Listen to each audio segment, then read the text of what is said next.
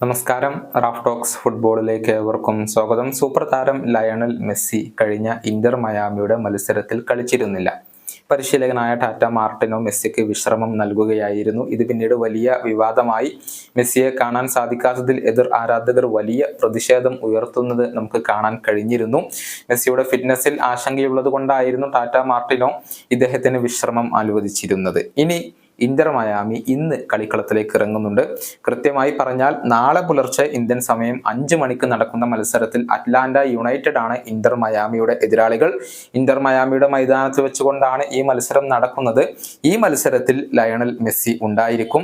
പിന്നീട് ഞായറാഴ്ച നടക്കുന്ന മത്സരത്തിൽ സെന്റ് ലൂയിസ് സിറ്റിയാണ് ഇന്റർ മയാമിയുടെ എതിരാളികൾ. ആ മത്സരത്തിലും മെസ്സി ഉണ്ടാകുമെന്ന് പരിശീലകനായ ടാറ്റ മാർട്ടിനോ ഇപ്പോൾ സ്ഥിരീകരിച്ചിട്ടുണ്ട്. അതിനുശേഷമായിരിക്കും മെസ്സി അർജന്റീന ദേശീയ ടീമിനോടൊപ്പം ജോയിൻ ചെയ്യുക.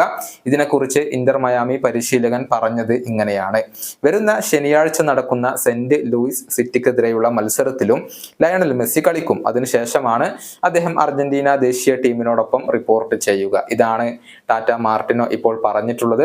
അതായത് തിങ്കളാഴ്ചയാണ് അർജന്റീനയുടെ ആ ഒരു ക്യാമ്പ് ആരംഭിക്കുന്നത്. അപ്പോൾ മെസ്സി അവിടെ ഉണ്ടാകും. മെസ്സിയുടെ അഭാവം ഇന്റർ മയാമിയെ സംബന്ധിച്ചിടത്തോളം വളരെയധികം തിരിച്ചടി ഏൽപ്പിക്കുന്ന ഒരു കാര്യമാണ്. ചുരുങ്ങിയത് 5 മത്സരങ്ങളെങ്കിലും മെസ്സിക്ക് MLS-ൽ നഷ്ടമാകും എന്നാണ് അറിയാൻ സാധിക്കുന്നത്. ജൂലൈ 18-ാം തീയതി ടൊറന്റോക്കെതിരെ ഇന്റർ മയാമി ഒരു മത്സരം കളിക്കുന്നുണ്ട്. ആ മത്സരത്തിൽ ലയണൽ മെസ്സി തിരിച്ചെത്തും എന്നാണ് പ്രതീക്ഷിക്കപ്പെടുന്നത്. 10 ഗോളുകളും 9 അസിസ്റ്റുകളും അമേരിക്കൻ ലീഗിൽ മാത്രമായിക്കൊണ്ട് നേടിയ മെസ്സി ഇപ്പോഴും മിന്നുന്ന ഫോമിലാണ് കളിച്ചുകൊണ്ടിരിക്കുന്നത്. ഈ വീഡിയോയുടെ അവസാനിപ്പിക്കുന്നു.